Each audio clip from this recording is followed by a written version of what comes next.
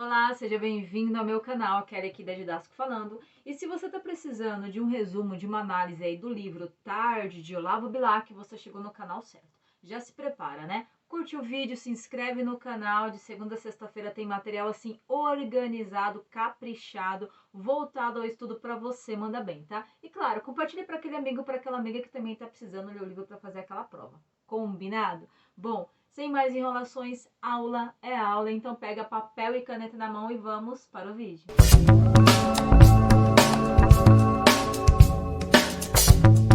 Vamos lá? E para a gente começar essa análise, a gente precisa primeiro entender quais são aquelas características literárias, né? Por conseguinte, eu vou ali para o enredo, a mensagem da obra, e no final eu venho com aquela análise reflexiva. Afinal de contas, o que a obra quer passar de mensagem, como que eu posso utilizar ela para utilizar até para uma redação ou para explicar ali uma questão que trabalha muito mais com interpretação de texto. Então vamos lá? Começando, o livro Tarde, de Olavo Bilac foi publicado em 1918, ou seja, um ano após a morte de Bilac. Sim, Bilac ele faleceu em 1918 e a obra foi publicada em 1919. A gente chama isso de obra póstuma, tá? Porque foi publicado, liberado para o público um ano após o falecimento do seu autor. Bom, contém 99 poemas, né? Esses poemas são sonetos. E para quem tem um toque aí, é meio estranho falar 99, né? Por que não 100, né? Eu acho que muitos aí devem estar pensando, caramba, por que não 100? Eu não ouvi o que eu ouvi. São 99 sonetos, tá? Detalhe, o que é um soneto, pessoal? Um soneto, ele possui 4 estrofes. O que é estrofe? É um conjunto de versos, ok? Ele possui 4 estrofes, sendo que as duas primeiras estrofes são chamadas de 2 quartetos, porque possuem 4 linhas, 4 versos. E as duas últimas estrofes são chamadas de 2 tercetos, porque cada estrofe possui 3 linhas, 3 versos. Tudo bem até aqui? E qual que é, digamos assim, a espinha dorsal, né, dessa obra? É um hino que é chamado Hino à Tarde, que vem aí dar, digamos, a mensagem do título, né? Pessoal, observação aqui, tá? A gente chama essa obra de um compilado de poemas. Sim, porque o Bilac ele foi escrevendo isso ao longo da vida. E sabe, como se fosse uma obra de arte mesmo? Ele ia melhorando aquele poema, ia reescrevendo, aperfeiçoando, aprimorando exatamente isso daí. Foi um compilado. Durante a obra inteira dele, ele foi escrevendo aquilo com calma, meticulosamente, sabe? Com o maior cuidado possível, o maior planejamento para entrar em publicação. Como eu estava falando para você, digamos, a espinha dorsal, toda obra tem isso, tá? Toda obra tem, digamos, aquele poema que ele vai ser a mensagem principal. Neste caso aqui, o Hino à Tarde, ele começa fazendo uma comparação.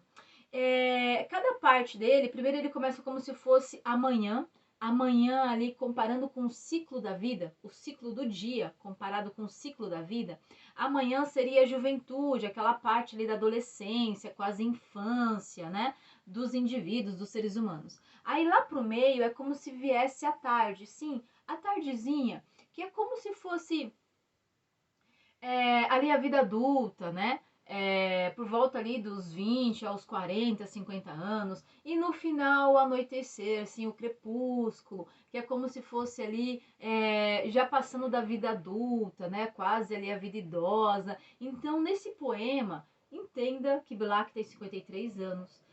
Este poema, essa obra foi a última obra dele antes dele falecer. Então é como se fosse ali uma análise ao longo da vida, entende aqui? Tome nota disso, que isso cai no vestibular, tá? Qual que é a importância da obra O Hino da Tarde para a gente fazer semelhança com o título e também entender qual que é a metáfora, a comparação, a ideia que este autor queria fazer com esta obra. Tudo bem, então? Agora eu entendi! Continuando o raciocínio. O Olavo Bilac, pessoal, ele era considerado aí como o príncipe dos poetas. Sim, ele era do parnasiano, do estilo de época parnasianismo, ele era, digamos, o mais certinho, o mais metódico, que se enquadrava exatamente naquele estilo de época.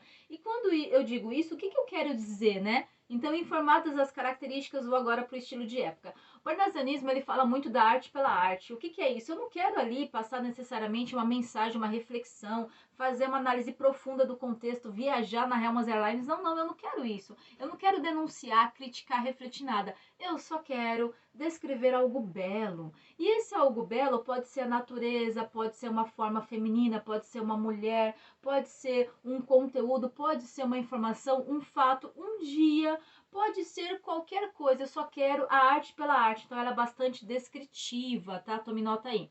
Outra observação, ela é também bastante objetiva. Você vai ver lá, quando ele analisa muito a questão do antropocentrismo, ele é a razão pela razão, de forma muito objetiva, muito clara, muito dura. Ele não vem aqui, sabe, deixar subjetivo, amaciar as informações, não. É de forma muito clara, muito dura, muito racional. Isso aí.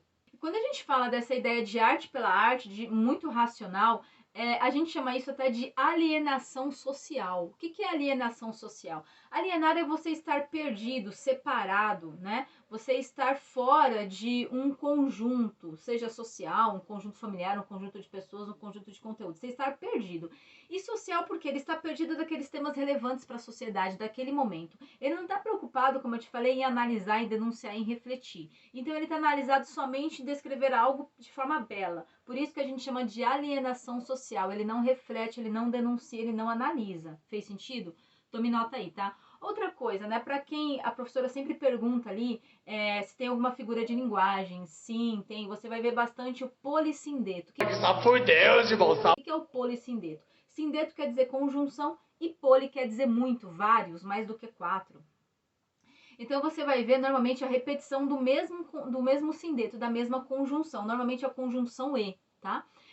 Outra informação importante aqui, a ideia de Parnaso, deixa eu analisar agora a palavra parnasianismo. Parnasianismo vem da palavra Parnaso, que quer dizer lugar, monte, local onde os gregos sentavam para compor suas obras, onde eles se inspiravam, sim, era o tal do Parnaso. Eles estão deixando a gente sonhar. Então aqui, pessoal, o parnasianismo ele vai retomar aquelas ideias clássicas gregas, exatamente. Você vai ter bastante aí a retomada de temas clássicos. Bom, tomou nota desses tópicos principais, agora vamos aqui analisar alguns poemas, é como se a gente fosse para o enredo da obra, tá? Eu já falei um pouquinho para você do poema Hino à Tarde, que se refere aí bastante ao título, e ele faz exatamente essa comparação do ciclo de vida com o ciclo de um dia, ok? Você também vai ver outro poema aqui muito importante, que é chamado Pátria. Esse poema Pátria, ele vem com muito uma veia nacionalista, sabe? O Parnaso tem bastante disso, tá? Ele é bastante patriota. Ele tem uma ideia de ufanismo. O que é ufanismo? O meu é o melhor, o meu local, a minha cultura, os meus hábitos, a minha nação, ela é a melhor. Ela tem o melhor do que pode ter em qualquer nação. Então a gente vai ter aí o poema Pátria, que ele vem bastante exaltando. É como se fosse uma ideia bastante inflamada. Outra figura de linguagem que a gente tem nessa obra, que é a gradação. Sabe aquela ideia de que ele começa o poema muito tranquilo, depois ele vai inflamando um pouco mais, emocionando um pouco mais aquela informação, e ele chega no final do poema como se fosse ali, sabe, aumentando a importância daquilo, enfatizando, inflamando a informação. Que cara mais engraçado! Isso se chama gradação. Pode ser tanto uma ideia de gradar, tá? De baixo para cima, né? Do menor para o maior, ou pode ser também gradação inversa, tá? Ele começa inflamando muito aquele conteúdo, aquela informação, e ao longo do poema ele vai diminuindo essa inflamação. Bom, você vai ver isso no poema A Pátria. Esse poema A Pátria, quando a gente fala de gradação, é como se ele tivesse, sabe, inflamando essa importância, e aí ele faz uma ideia como se estivesse subindo numa árvore. Você vai percebendo que ele fala hora de subir na árvore e hora de dar mais importância para essa pátria. Lembra aqui que tem bastante comparação, aproximação de uma ideia com a outra? Bom, outra informação muito importante é o apelo sensorial, sim. Sabe, tem outra figura de linguagem, tome nota aí, sua professora vai gostar desse vídeo, tá? Porque aqui tá recheado de figura de linguagem, ela vai querer saber isso na prova. Tome nota. Bom, outra figura de linguagem que aparece aqui é a sinestesia. O que é a sinestesia? É quando a gente faz o que eu chamei de apelo sensorial. Sabe quando você fala assim, nossa, esse perfume tá com um cheiro doce? Olha só, você relacionou dois sentidos humanos, que é o cheiro, o olfato, com um doce paladar. Então, quando você faz essa aproximação de mais de um sentido, é chamada a figura de linguagem de sinestesia. Exatamente. Você vai ver bastante isso nas obras dele. Inclusive, essa ideia de sinestesia aparece numa das poesias dele que fala sobre a música brasileira. Ele vem falar sobre o samba. Sim, ele fala sobre o samba, esse ritmo aí que tem um swing meio africano, que a Europa ainda não se agrada muito, mas que é um ritmo caliente, que o Brasil angariou aí, puxou, né, dessa influência, né, dessa vinda dos negros africanos para cá para o Brasil. Então ele fala bastante ali nesse poema especificamente disso. Então se a sua professora perguntar onde tem gradação, onde tem sinestesia, é nesse poema que fala sobre a música brasileira. Gostou até aqui? Bem louco! Eu basicamente analisei com você aqui, desses 99 poemas, dois principais, né? Pátria e Hino à Tarde. Não vai dar pra gente analisar os 99. E uma coisa que eu comento com vocês é o que a gente faz bastante aqui no curso, tá? Não se preocupe em analisar os poemas, em decorar, em memorizar. Tem aluno que, primeira vez que a gente entra num conteúdo desse, ele fala, nossa, professora, eu já tô desesperado. 99, como que eu vou lembrar de tudo isso na prova? Calma, calma aí. Não é isso que a prova quer de você. Lembra eu falei aquela ideia de espinha dorsal, de mensagem principal? Quando você lê qualquer poema do Bilac, lembra de patriotismo, culto da arte pela arte, de ideia superficial, alienação social. Ele não quer analisar nada muito profundo, é tudo muito superficial, é bastante descritivo, é bastante objetivo. Todos os poemas dele você vai ver bastante polissindeto ou figuras de linguagem, como a gradação que eu te falei. Perceba que tem bastante metrificação. Se você guardar essas características principais, acabou, tamo lindo, entendeu? Vai dar tudo certo, ok? Então não se preocupe em ficar decorando, analisando todos os poemas. Analise aqueles principais. Inclusive, se você não tem o livro, não tem problema. Se você nunca pegou no livro, nossa, não vai dar para eu comprar a prova de amanhã, enfim.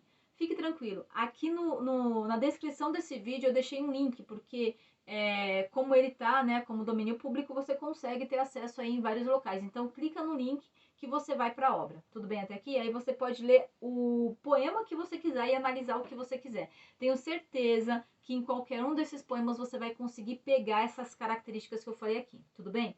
Pessoal, pra gente ir finalizando, olha só.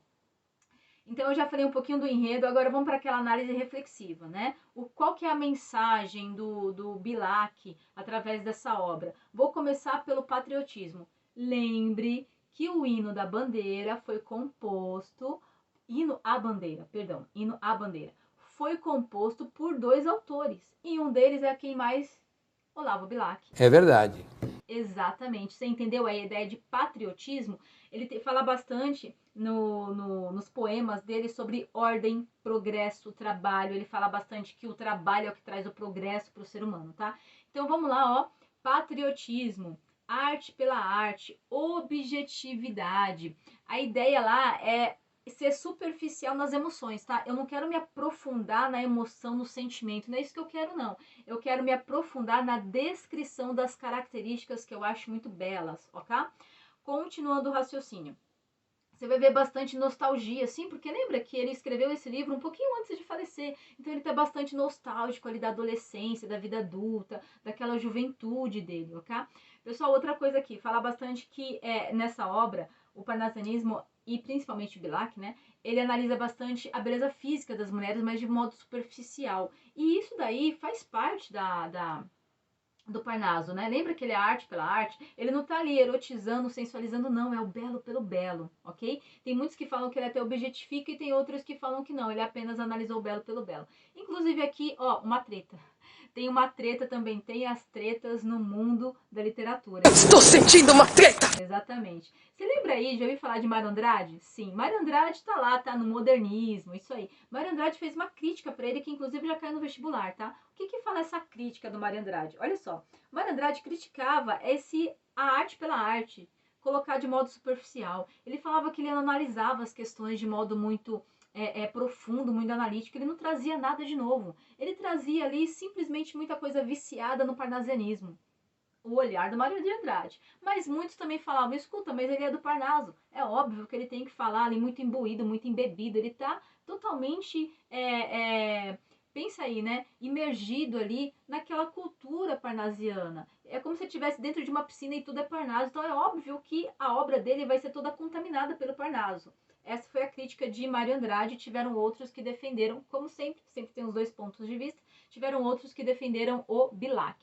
Então, tome nota de mais alguns pontos aí. Antropocentrismo, como eu te falei, o uso da razão pela razão. O que é o antropocentrismo? É o antro, que é o homem, no centro de tudo. Então, o homem e a razão é que faz parte de toda a temática, tá?